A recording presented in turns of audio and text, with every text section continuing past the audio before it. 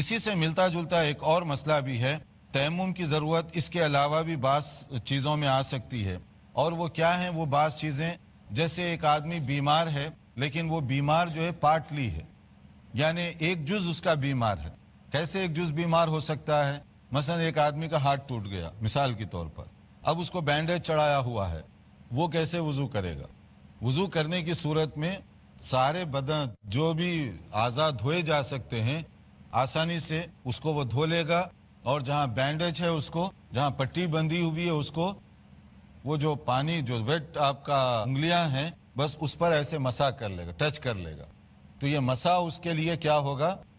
دھونے کے ایکول ہوگا، کیونکہ وہ باقی اعضاء کو دھو رہا ہے جہاں دھو سکتا ہے، لیکن جہاں پٹی بندھی ہوئی ہے اس کو اوپر سے ٹچ کر لے گا۔ ایسا نہیں ہوگا کہ وہ بینڈیج پورا کھولے وضو سے پہلے اور پھر کرے، یہ اپنے آپ کو نقصان پہنچانے والی بات ہے۔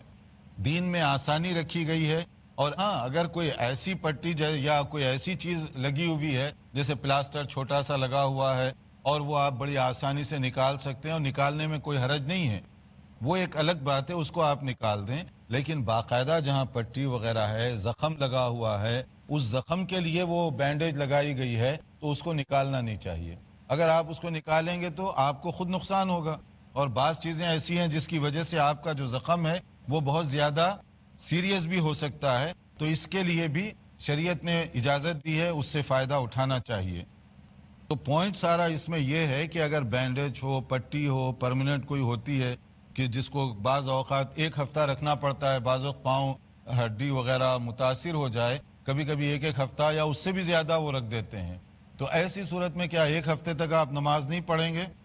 نہیں، نماز تو پڑھیں گے، لیکن وضو کرتے وقت اتنی سہولت رکھی گئی ہے تو اس سہولت سے آدمی فائدہ اٹھا سکتا ہے۔ اسی طرح اور بھی کوئی چیز ہے جو مستقل رکاوٹ بن رہی ہے اور آپ فوری طور پہ نہیں نکال سکتے، تو آپ کے لیے یہ سہولت رکھی گئی ہے۔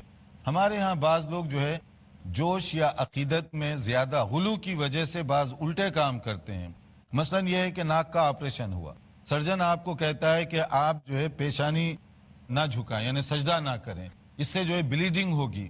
اب آپ کہتے ہیں نہیں نہیں نہیں، نماز میں کیسے کر سکتا ہوں؟ اب نماز پڑھنے کے لیے آپ گئے سجدہ کرنے کے لیے، بلیڈنگ شروع ہوگی۔ اب آپ بتائیے کہ کس کو آپ بلیم کریں گے؟ آپ اپنے آپ کو کریں گے، ڈاکٹر کو کریں گے، اسلام کو کریں گے؟ آپ بظاہر تو یہ کہیں گے کہ اسلام کا حکم ہے تو میں نماز پڑھ رہا تھا، حالانکہ یہ غلطی کس کی ہے؟ مریض کی خود اپنی غلطی ہے۔ شریعت نے اس کو اجازت دی ہوئی ہے، اس نے وہ اجازت کا فائدہ نہیں اٹھایا۔ جب آپ سجدہ کر نہیں سکتے، منع کیا گیا، آپ اشارہ بھی کر سکتے ہیں، اشارے کے ذریعے سے بھی نماز ہو جائے گی سجدے کی جگہ، لیکن آپ جو ہے سجدے میں گئے، بلیڈنگ شروع ہو گئی اور بلیم دے رہے ہیں آپ اسلام کو، تو اسلام نے تو ایسی کوئی بات نہیں کی۔ اسی طرح سے بعض مریض حضرات اپنی طرف سے بعض الٹے کام کرتے ہیں اور پھر وہ سمجھتے ہیں کہ ہم متقی ہیں۔ متقی ہونے کے لیے الٹے کام کرنا نہیں ہے، متقی وہ ہے جو شریعت کے دائرے میں رہ کر عمل کرے، جہاں سہولت دی گئی فائدہ اٹھائیے۔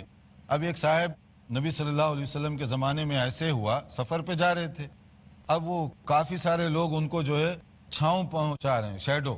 نبی صلی اللہ علیہ وسلم کا جب گزر ہوا تو آپ نے پوچھا کیا ماجرا ہے، کیا تکلیف ہے اس کو؟ کہا روزے سے ہے۔ تو آپ نے کیا فرمایا؟ تعریف کی اس کے روزے کی۔ آپ نے فرمایا لیس من البر الصوم فی السفر، سفر کی حالت میں روزہ رکھنا تقوی کی علامت نہیں ہے۔ ڈانٹ دیے، کیونکہ آپ کی وجہ سے خود وہ بھی مشکل میں پڑ گیا اور دوسرے ساتھیوں کو بھی تنگ کر رہا ہے۔ کیا وہ اس کو چھتری دیے ہوئے ٹھہرے ہوئے ہیں کہ دھوپ میں چل رہا ہے، روزے دار ہے، اور وہ بھی تنگ پڑ رہا ہے، سارے لوگوں کے لیے پریشانی کر رہا ہے؟ تو اللہ نے سہولت جب دی ہے، سفر میں اگر آپ روزہ نہیں رکھ سکتے، آپ بعد میں پورا کر سکتے ہیں، تو کیوں خواہ روزہ رکھا؟ تو بعض ایسی گنجائش اور رعایتیں ہیں جو شریعت دے رہی ہے، اس سے آدمی کو فائدہ اٹھانا چاہیے، اور اگر کوئی اس سے فائدہ نہ اٹھائے تو پھر اس کے لیے یہ چیز نقصان دہ ہے۔